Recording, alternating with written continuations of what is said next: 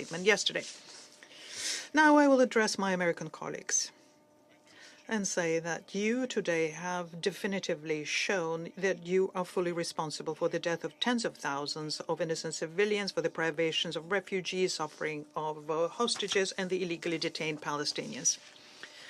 It was very interesting to hear the representative of the American representative today in the wake of the vote. For example, he said that the resolution does not contain provisions on the release of hostages.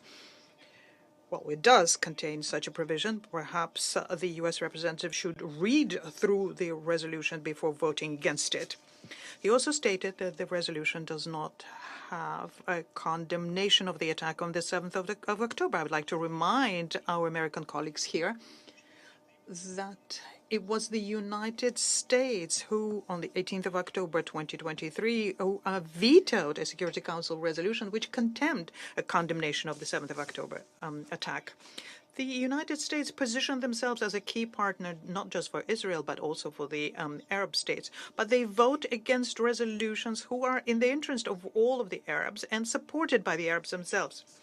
If the draft had been passed, we could have demanded that Israel end its deadly attacks in Gaza, in the West Bank, that it rein in its continued aggression against Lebanon and Syria.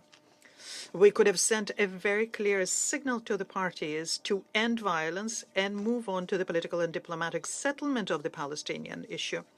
But the cold and cynical opposition by the United States to the simple demand on behalf of the Council to save human lives is an unconscionable and inhumane act. We have no doubt that the Israelis themselves are interested in ending the spiral of violence, and we categorically reject attempts to present the events on the 7th of October of 2023 as the starting point for the bloody events in the region now. The reasons for that are much deeper, and they have to do with a very old historic injustice where one side was given the opportunity to create their own state, and others have been consistently denied the exact same right.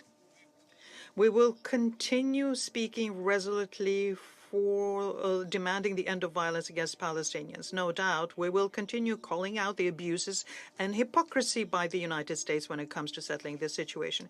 We will not allow the United States to muzzle the voice of the Council when and continue emboldening further merciless operations by Israel.